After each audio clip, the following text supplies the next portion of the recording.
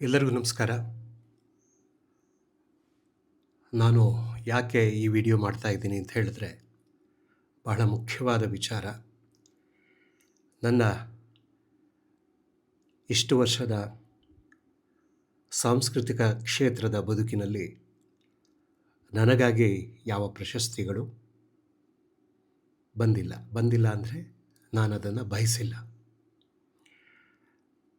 ನನಗೆ ಇದೇ ತಿಂಗಳ ಅಂದರೆ ಮಾರ್ಚ್ 11, 2026 ಈ ದಿನಾಂಕದಂದು, ಬುಧವಾರದಂದು, ಖ್ಯಾತ ಪತ್ತೇದಾರಿ ಕಾದಂಬರಿಗಳ ಜನಕರಾದ ಎನ್ ನರಸಿಂಹಯ್ಯನವರ ಸ್ಮಾರಕ ಪ್ರಶಸ್ತಿಯನ್ನು ನಮ್ಮ ಮನೆಯಲ್ಲಿಯೇ ಬಂದು ಸನ್ಮಾನಿಸಿ ಗೌರವಿಸಿ ಕೊಡಮಾಡಲಾಯಿತು.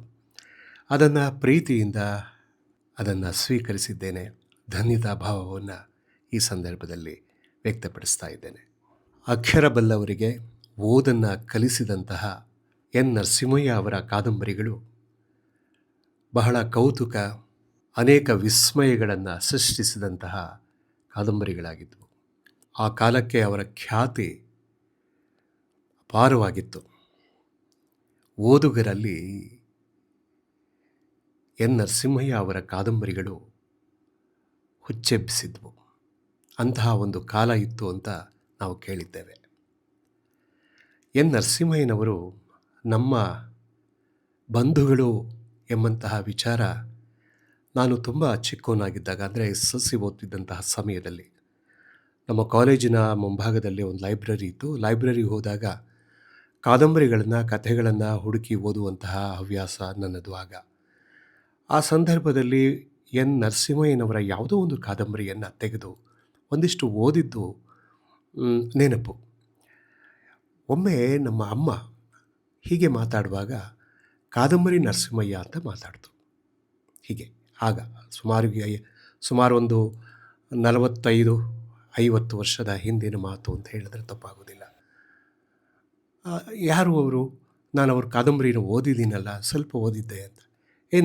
ನಮ್ಮವರೇ ಅಲ್ವಾ, ನಮ್ಮ ತರೀಕೆರೆಗೆ ಸಂಬಂಧ ಅವರು, ನಮ್ಮವರೇ ಅವರು ಅಂತ ಹೇಳಿದಾಗ ನನಗೊಂದು ಸ್ವಲ್ಪ ಹೆಮ್ಮೆ ಅನ್ನಿಸ್ತು. ಹೌದು, ನಮ್ಮಲ್ಲೂ ಇಂತಹ ಬರಹಗಾರರಿದ್ದಾರಲ್ಲ, ಪಂಡಿತರಿಂದ ಪಾಮರರವರೆಗೂ ತಲುಪುವಂತಹ ಬರಹಗಾರರು, ಕಾದಂಬರಿಕಾರರು, ಅನೇಕ ಪಾತ್ರಗಳನ್ನು ಸೃಷ್ಟಿಸಿದವರು ನಮ್ಮಲ್ಲೂ ಇದ್ದಾರಲ್ಲ ಎಂಬಂತಹ ಹೆಮ್ಮೆ ಮನಸ್ಸಲ್ಲಿ ಉಂಟಾಯಿತು.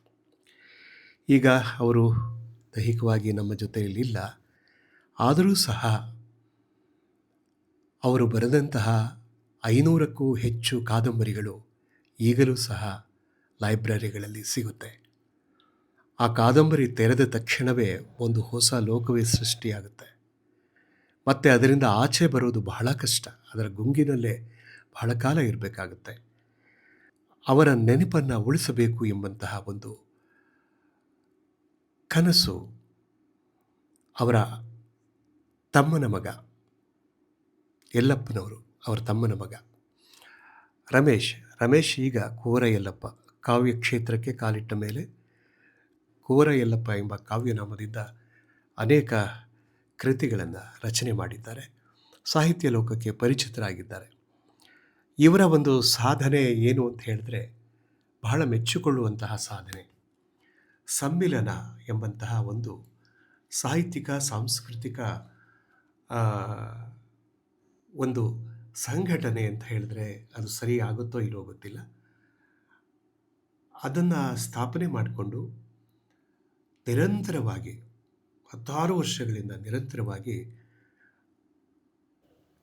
ಕವಿಗಳನ್ನು, ಗಾಯಕರನ್ನು, ಸಮಾಜ ಸುಧಾರಕರನ್ನು ಎಲ್ಲರನ್ನ ಒಂದೆಡೆಗೆ ತಂದು ಅವರಿಗೆ ಪತ್ತೇದಾರಿ ಕಾದಂಬರಿಗಳ ಜನಕ ಎನ್ ನರಸಿಂಹಯ್ಯನವರ ಸ್ಮಾರಕ ಪ್ರಶಸ್ತಿಯನ್ನು, ಪುಟ್ಟಮ್ಮ ಯಲ್ಲಪ್ಪ ಗಾಯಕ ಪ್ರಶಸ್ತಿಯನ್ನು, ಹೀಗೆ ಬೇರೆ ಬೇರೆ ಕ್ಷೇತ್ರದಲ್ಲಿ ಸೇವೆಯನ್ನು ಸಲ್ಲಿಸಿದವರೆಲ್ಲರಿಗೂ ಕೂಡ ಸ್ಮರಿಸುವಂತಹ ಕಾರ್ಯವನ್ನು ಮಾಡ್ತಾ ಇರುವಂತಹ ಕುವರ ಯಲ್ಲಪ್ಪ ಅವರಿಗೆ ನಾವು ಅನಂತ ಧನ್ಯವಾದಗಳನ್ನು ಹೇಳ್ತೇವೆ. ಈ ಸಂದರ್ಭದಲ್ಲಿ ಏನೋ ಹುಡುಗ ಮಾಡ್ತಾ ಇದ್ದಾನೆ ಅಂತ ಅನಿಸಿತ್ತು. ನಿಜವಾಗಿಯೂ ದೊಡ್ಡ ಸಾಧನೆ, ಬಹಳ ದೊಡ್ಡ ಸಾಧನೆ.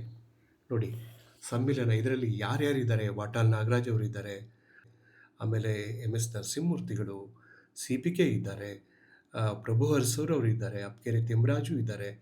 ಹೀಗೆ ಸಾಲು ಸಾಲು ಮತ್ತು ನಮ್ಮ ಪೂರ್ವಿಕರು ನಮ್ಮ ಹಿಂದೆ ನಮ್ಮ ತಾಯಿ ಕಡೆಯ ಸಂಬಂಧ, ನಮ್ಮ ತಂದೆಯ ಕಡೆಯ ಸಂಬಂಧ ಮತ್ತು ಬೇರೆ ಬೇರೆ ನಮ್ಮ ಸಮಾಜದ ಬಾಂಧವರ ಸಂಬಂಧಗಳು ಎಲ್ಲವೂ ಕೂಡ ಇಲ್ಲಿ ಮುದ್ರಿತವಾಗಿದೆ. ಅವರ ಭಾವಚಿತ್ರಗಳ ಜೊತೆಯಲ್ಲಿ ವಿವರಗಳು ಸಹ ಮುದ್ರಿತವಾಗಿದೆ.